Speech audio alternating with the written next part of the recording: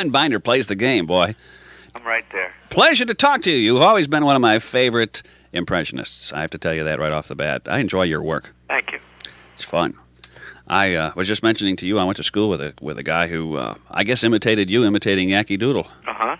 And that was one of the first impressions I think I saw you do years ago. That was the one that sounded cut on. I did that way back in 1965 in the Gary Moore Talent Scout show. Rather, the Gary Moore show, when he came back to do that Gary Moore show. Ah. With Pete Barbuti, Lily Tomlin, Jackie Vernon, and... I've had a chance to talk with Jackie Vernon and Pete Barbuti. Jackie Vernon, of course, passed away, didn't he? But I don't know why I'm so morose here. I'm remembering people who have died for some reason. I think you hurt yourself. You are talking to people who are actually relatives of people who have died in many cases. Hey, that's right, who are living and who are also dead. All the way back from George Washington in some cases, Billy the Kid, Errol Flynn, everybody. Yeah, we've talked to. I enjoy talking to people who knew famous people, and in cases where some of the people are so well known, even like 40 years later, that's about as close as you can get to the original article. Relatively Speaking is the TV show that you're hosting now. Right. And it is seen on Channel 19 out of Peoria. I think you're on about the same time we are. All right, that's good. So it doesn't make any difference. I'm glad to talk to you. All right, very good. I got to meet Lois Laurel Hawes, I think it was at that time. I think it's Lois. Is it Lois Laurel Hawes now? Stan Laurel's daughter. Oh, yeah, she was on the show, as a matter of fact. Yeah, I got to interview a bunch of the people who were at a Sons of the Desert convention in Chicago a few years ago, and she was one of the people there. Yeah, she was on the show. In fact, she was on the pilot and the show once we sold it. She has some great film clips. Yeah, with herself at the party, the birthday party. You see that one? I guess I did. They had some outtakes from a motion picture. Babe and Stan came home, and she wasn't too happy with Uncle Babe, is what she called Oliver Hardy, and because in the movies she always saw him hitting her father, so he kind of scared her when she was a kid. Yeah, I guess I can understand that from a kid's point of view. Yeah, she's got film of her kind of pulling herself out of Oliver Hardy's lap at the party and wanting to go back to her father and that kind of thing. Yeah. Cute. I take it you were awfully impressed by show business at an early age, weren't you? Oh, yeah, sure. So is this still kind of a treat for you to be talking to some of the people who knew the people that impressed you? People that impressed me? Yeah. In comedy? Yeah. Would have to start with Jerry Lewis and Red Skelton and Jackie Gleason, and those kind of people. And later in voices, there's a guy by the name of Guy Marks that came along and really impressed me. He did a lot of great things. Your red scarf matches your eyes. You closed your cover before striking. Father has the ship fitter blues. That's it. And like that, you know. I wonder what happened to him. I think he also went the way of Jackie Vernon. Funny stuff. Yeah. You worked with, it says John Wayne, George Burns, Bing Crosby. Yeah, all of them. All of them. Yeah, I've had the pleasure of being at the house. I had the pleasure of being at the house of James Cagney a couple of times, or the home of James Cagney, and Fred Astaire, and all those people that I loved and my parents loved over the years, and it's a big thrill. I guess, do we still have the big stars around, the people that you can imitate today, that are alive today, that people would recognize? Oh, yeah, sure. For example, Julio Iglesias. I mean, he's a big star, and I can do him, and people all over the world to recognize that. That's one. That's one. To all the girls I've loved before. Yeah, that's him with a vibrato. I only wish there had been more. To me, he's Glenn Yarborough with an accent. Is that right? Yeah. How do you go about trying to... I'll tell you what, we want to talk about the show, certainly, but I've had a chance to interview people like Mel Blanc and Dawes Butler, and Dawes was terrific. He talked about how he created people like Yogi Bear and people like that. His whole body takes on that characteristic. Even though he was only 5 feet something, he would stick out his chest to get kind of a barrel sound, for a bear. Hey. Yeah. Do you do that when you... Well, I did a full length for Disney called The Black Cauldron. Oh, yeah. And I did a character called Gurgi in that, where I used that voice you brought up before. This one here. And maybe I brought it up, I don't know. But anyway, I did that voice, and after a while, the cartoonists started coming around to as you know, you do the voice before they paint the picture. Mm-hmm. And they started coming around to the recording sessions, and then I started seeing some of the things I'd be doing, while I was talking into the microphone, gesturing and this and that, and I started seeing that in the character on the screen. So, in a way, it's the person who does the voice then that really... Yeah, they get ideas from that. When the guy's doing his lines, they'll watch the guy doing his lines, and they'll get ideas for the character that's on the screen. Yeah. Yeah. There are some, and that's the difference, I guess, between creating a brand new voice or a character and then trying to mimic somebody who's already around. Uh-huh. And depending upon who it is, I suppose it can be a tougher job, certainly. Yeah, depending. Very few people can do, for instance, Andy Devine. Right. Well, I can do that. Can you? Oh, yeah, just like this. Hey, wait for me, Bill.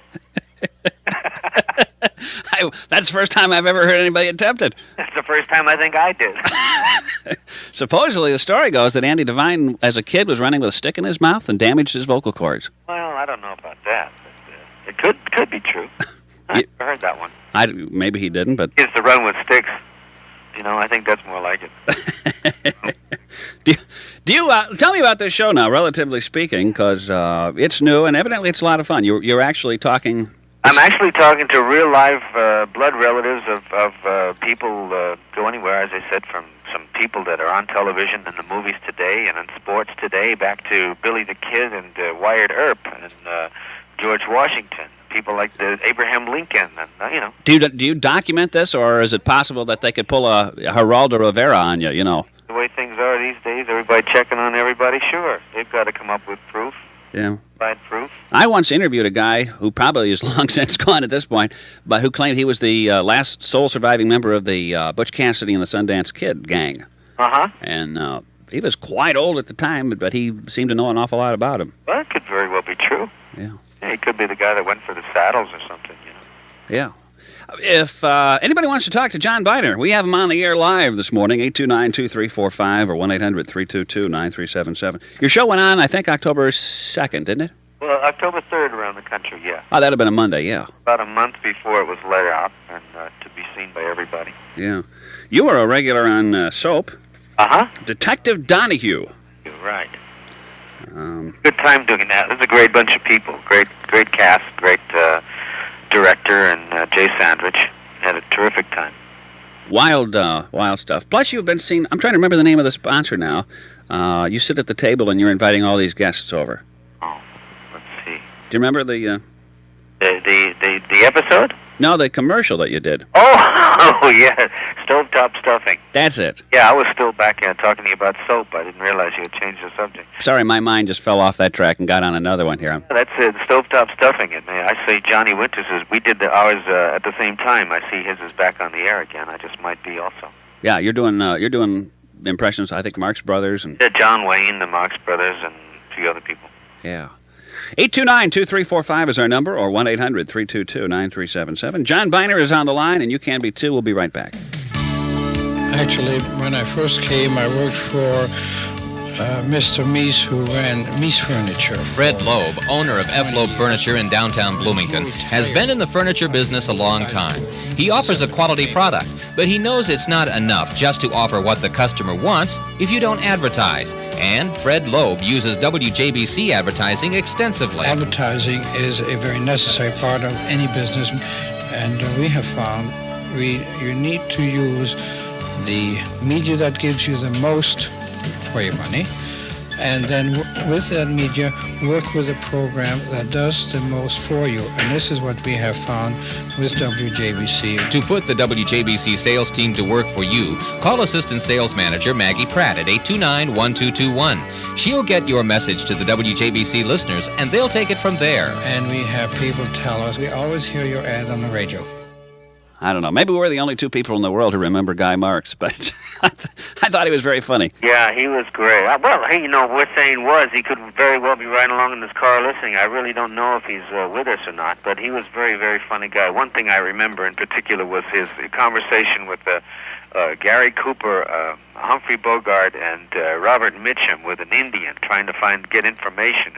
And Humphrey Bogart was the only one that could speak Indian. And he opens up with Gary Cooper saying, "Well, ask Jim if he knows where the river is." "Oh, well, I'll see what I can do. Ongawe, Kasalikatawi, Malanitai." And the Indian was saying, "In the hell, you hit, He says he doesn't know. Well, ask him if he knows how we can get out of it. Anyway, he does this whole thing, and you're wondering when is Robert Mitchum going to speak? And finally, at the end, he says, Robert Mitchum, he turns around, he does that whole thing like the impersonators used to do, turn around, does this whole cleft chin thing as Robert Mitchum, and he walks to the camera and he says, when do we get to smoke the pipe? That's very good. Well, he says is Robert Mitchum. But he was a very funny guy, yeah. Yeah. You are what they call very outrageous. Yeah, well, you know, I guess I got that reputation from the Bizarre Show. Uh-huh. That was on Showtime, wasn't it? Yeah, Showtime and syndicated worldwide at this point. Yeah. You grew up in New York, is that right? Queens, New York, yeah. On Long Island. Out in a lot of those little towns that my parents moved around a lot. Then doing voices and making people laugh helped out a lot. Getting into school sort of mid-season when everybody had their cliques, I'd show up in the class and say, "Oh, who's the new kid?" You know, and then I'd start doing a few voices and get some immediate friends. Yeah, I think some people, I think almost anybody could imitate maybe one or two voices, but to do a lot of them, you really have to have a great ear plus the vocal tool, don't you? Yeah, it's like the mind's ear. You hear something in your mind and you can duplicate it with your voice. Yeah. What's always surprising to me, John, is the fact that when you hear yourself talk, or if you look at somebody who just heard themselves recorded for the very first time, there's very few people who have never heard themselves recorded. But you don't sound anything like you think you do anyway, because you're listening from the inside of your head. That's right. But then to reproduce somebody else's voice that you've always heard from the outside on the inside with your voice that you're hearing from the inside, how do you know how that really sounds? Yeah, I can't say I haven't done it without help. My family, my friends in the Navy, people like that say, well, it sounds like Johnny Mathis, but I think he sings a little lower, and I'd listen to what they had to say, and generally they were right, because they, as you said, they're standing outside of you, and they can hear better without the resonance. Yeah, well, a tape recorder, I guess you can keep working on it. Yeah. But when you're working on stage, it's good to hear yourself coming back, isn't it, with a speaker or something? Phone system, sure. I've worked in some big halls because multi-million-dollar halls that had like Mickey Mouse sound systems, and everybody sounded the same.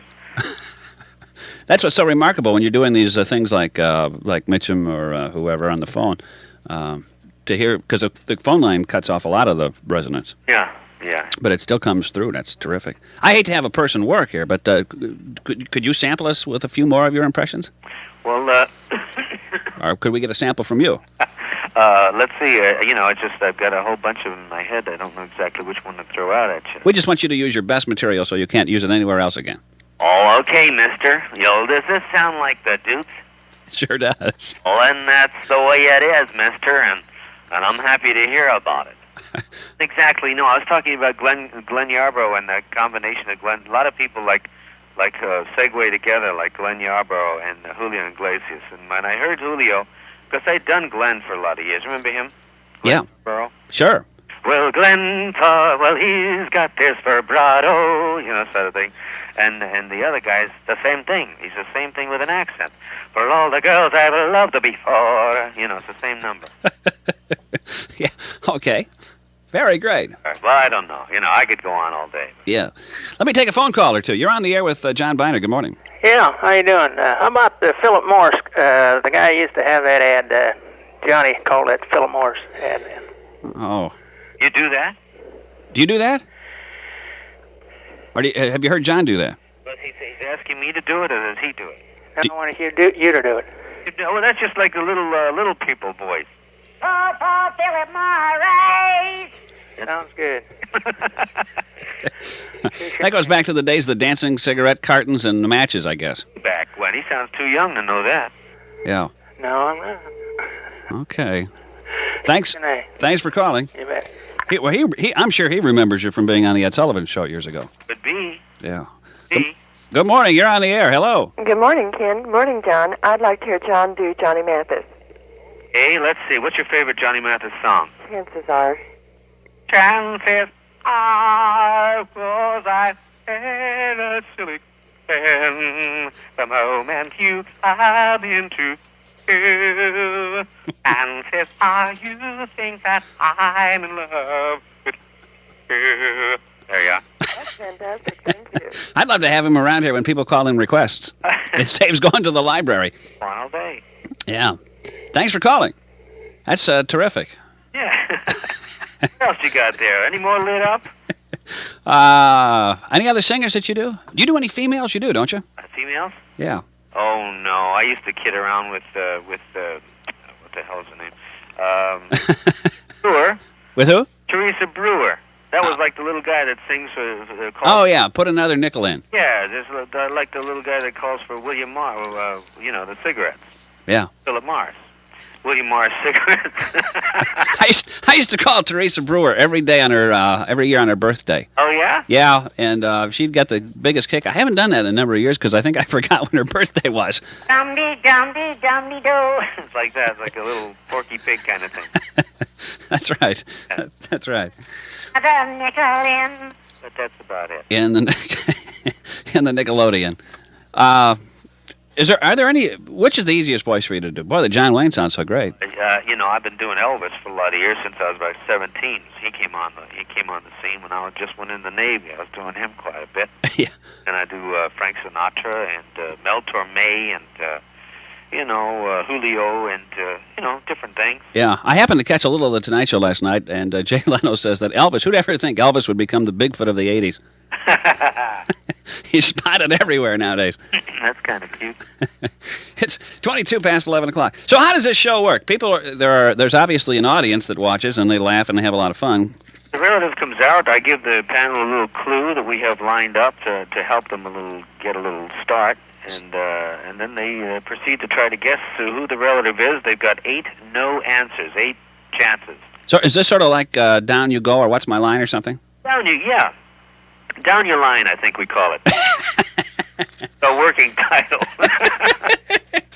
Down Your Line. Down Your Line, and it's very much it's your basic quiz type of thing, Yeah. Yeah, it's like who's my relative or what's my relative. Or, well, you can't do John Daly, can you? No, he's he had a terrific command of the language, a very kind of stuffy kind of a sound, almost British. It's like this side of Britain. I remember those 2 big rings with the cards that he kept flipping over. Right. $5-10. Remember when they get the $50? Holy cow, was that a lot of money? Yeah. Boy, I just started thinking about some of those earlier game shows. Yeah, they were fun. It's hard to come up with an entirely new format, but it sounds to me like this is almost one of those kind of things. Almost new.